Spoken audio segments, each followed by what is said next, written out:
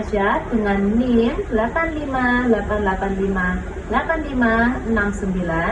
dan rekan saya Fidelia Saputri dengan nomor NIM 858858609. Di sini kita akan melakukan pengamatan terkait uji lemak. Ada pula bahan yang kita gunakan, yaitu yang pertama air sebanyak 5 ml, setangkai seledri,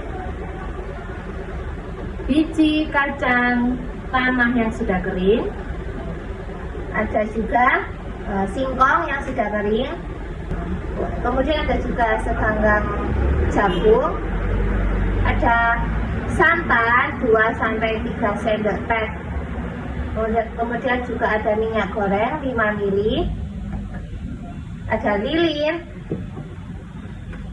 ada pula wortel 1 biji, seiris kecil pepaya, dan seiris kecil margarin, serta 2 butir kemiri. Jangan lupa juga ada piring plastik, serta juga ada korek api untuk menghidupkan lilin. Dan juga di sini kita memakai alat elektronik untuk kita pakai sebagai senter. Dan tidak lupa kita menggunakan kertas coklat yang berukuran 10x10 sebagai bahan ujinya. Tidak lupa susu sebanyak 2-3 sendok teh. Yang pertama, kita meneteskan pada 2 kertas coklat ini dengan air dan juga minyak sebanyak 2-3 tetes. Kita teteskan dengan 2-3 tetes minyak dan juga 2-3 tetes air. Kita tunggu selama 10 menit dan jangan lupa untuk memberikan cahaya apakah yang terjadi pada kedua kertas tersebut. Jangan lupa setiap pengamatan kita harus mencatat pada tabel pengamatan. Setelah kita amati selama 10 menit, kita bisa membandingkan kedua kertas ini. Untuk hasil yang lebih jelas, kita bisa menggunakan cahaya pada kertasnya. Nah, untuk kertas yang sudah kita beri minyak, dia akan transparan seperti ini ketika terkena cahaya. Nah, kedua kertas tersebut bisa kita gunakan sebagai acuan dalam mengamati bahan makanan yang akan kita gunakan mengandung minyak atau tidaknya. Kemudian siapkan 10 lembar kertas yang sudah dipotong menjadi 10x10, kemudian beri nomor. Untuk 1, untuk yang pertama yaitu kemiri, nomor 2 untuk margarin, nomor 3 untuk seledri,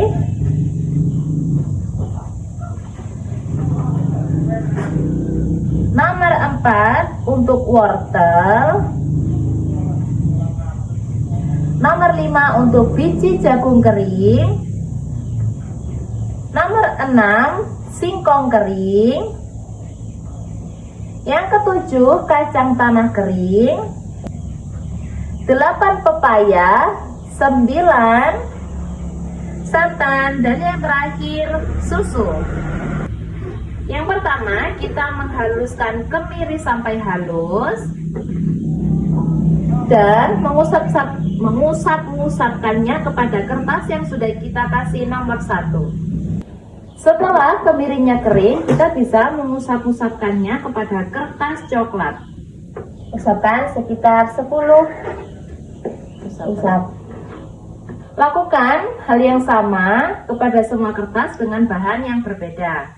Tunggu sampai 10 menit untuk hasil yang maksimal. Kemudian kita akan memanaskan margarin di atas lilin menggunakan sendok.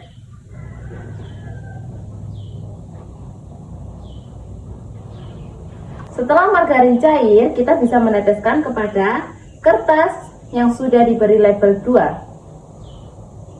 Untuk yang ketiga yaitu percobaan pada seledri, kita bisa memotong pada tangkainya, kemudian kita usap-usapkan kepada kertas yang sudah kita beri label 3.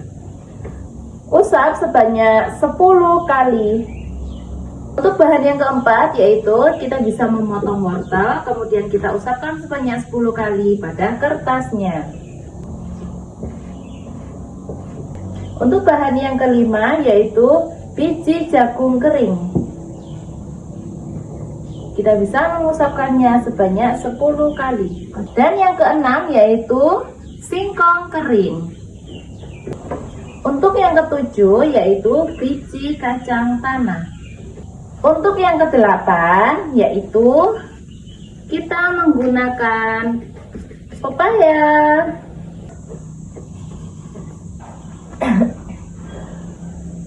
Untuk yang kesembilan yaitu kita menggunakan santan, dan yang ke-10 kita menggunakan susu.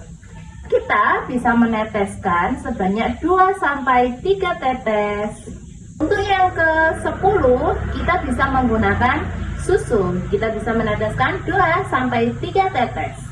Kita tunggu prosesnya hingga 10 menit. Jangan lupa kita tetap mengamati dan mencatat pada tabel pengamatan.